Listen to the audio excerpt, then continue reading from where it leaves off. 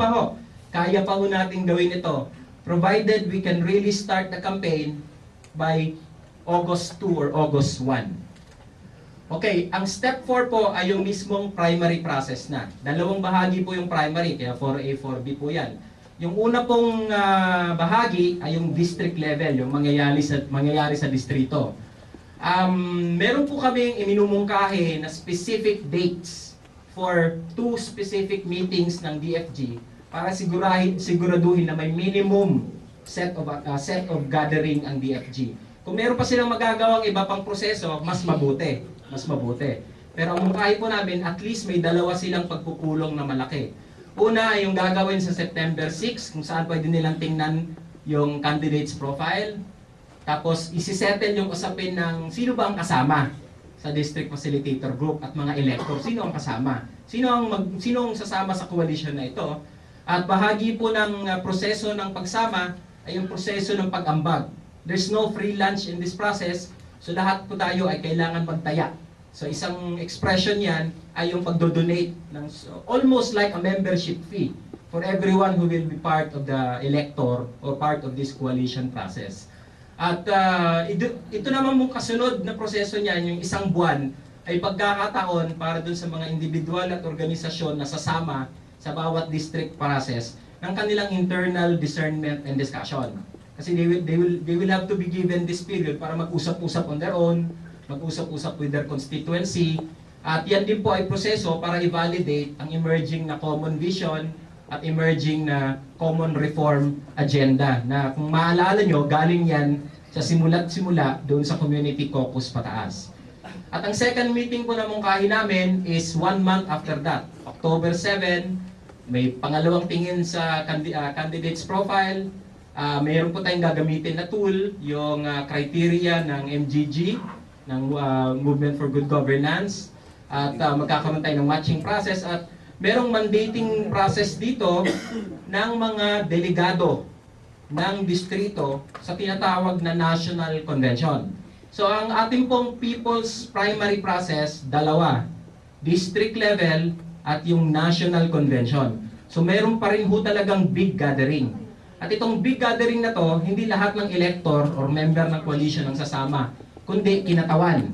At itong kinatawan na to or delegate, kailangan mabigyan ng proper na mandate. Kung ano ang gagawin niya doon, ano ang iboboto niya doon, dapat yan ay manggaling doon sa district process. Kaya po, ang pangalawang prosesong step 4B ay... Teka, 4B, isa pa. One more. Sige lang, one more. Okay, isa pa. Okay, ang 4B ay yung ating National Convention na gaganapin ang aming mungkahi 14 and 15 ng November. Kasi po, ang mismong primary election ay October 15 to 30, yung second part ng October. At ang posibleng runoff, ano po itong runoff?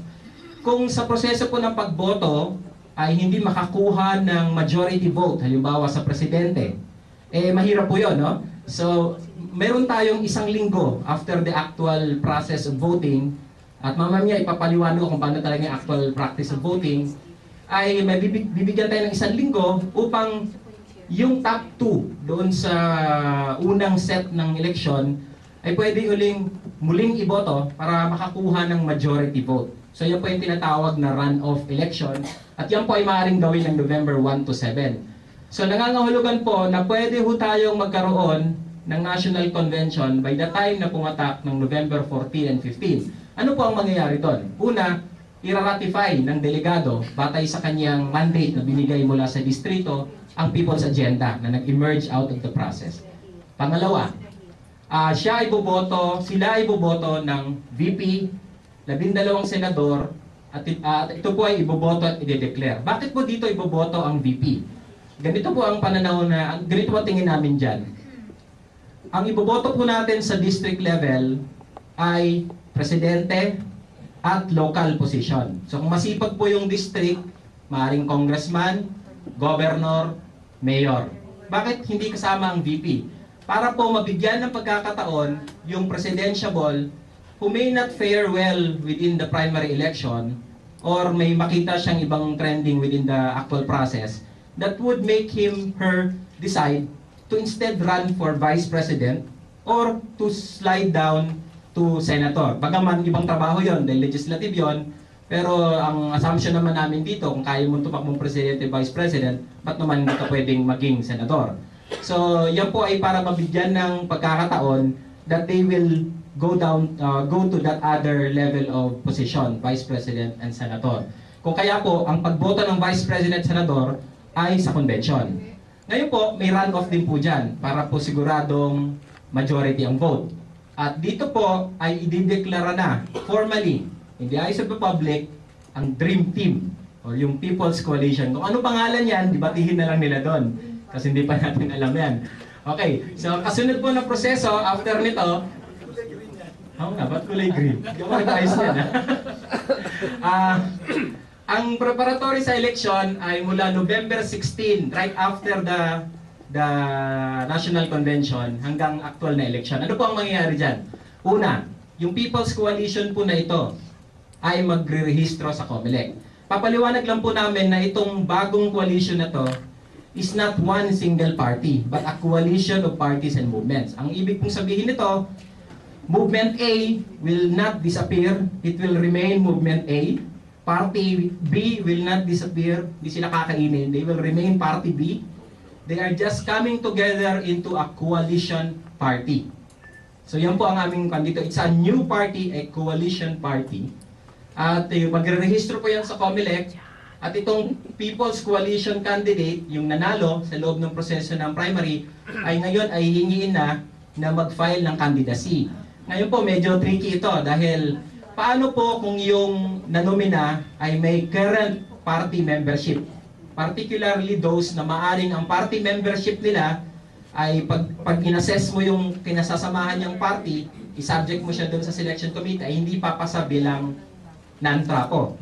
Paano yung mga ganong klaseng kandidato na maaring lumabas sa proseso ng nomination? Ang tingin po namin sa Technical Working Committee ay dapat meron tayong deadline. May dulo, no? May sinet ba tayong date? Was it 10? October 10. Sila po ay may hanggang October 10 upang mag-signify na ang sole loyalty nila is to this coalition.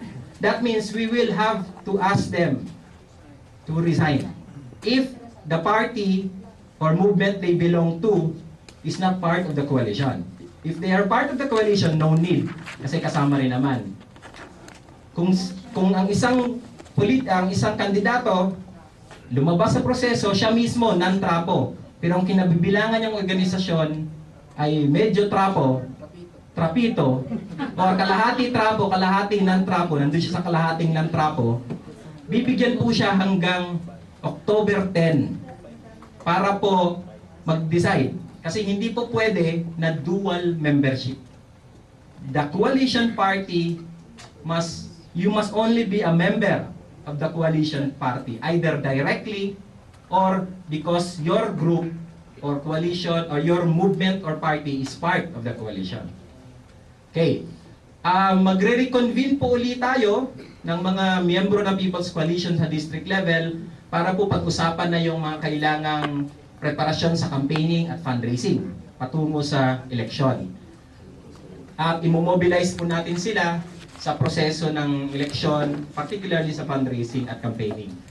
At on election day, we will mobilize the coalition members to do what we need to do during the election, including poll watching, including monitoring, and all of this.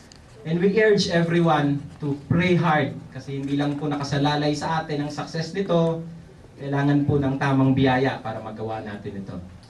At post-election, hindi ko na ho tatagalan ito, pindot-pindutin na lang natin. Kasi ito, napaliwanag na ni Andy ito kanina, no? Na ang ating ugnayan dito ay pangmatagalan, hindi lang para sa eleksyon. Kung kaya't maaring i-consider na gawin ito. At yung pinakadulo, ito yung kinuwento kanina ni Andy tungkol dun sa proseso ng pagtingin sa MTPDP, yung pagbubuo ng mga local development council para ma-involve tayo sa direct governance sa bawat local community level. At yan po at maraming salamat. Thank you, Roy. So we will now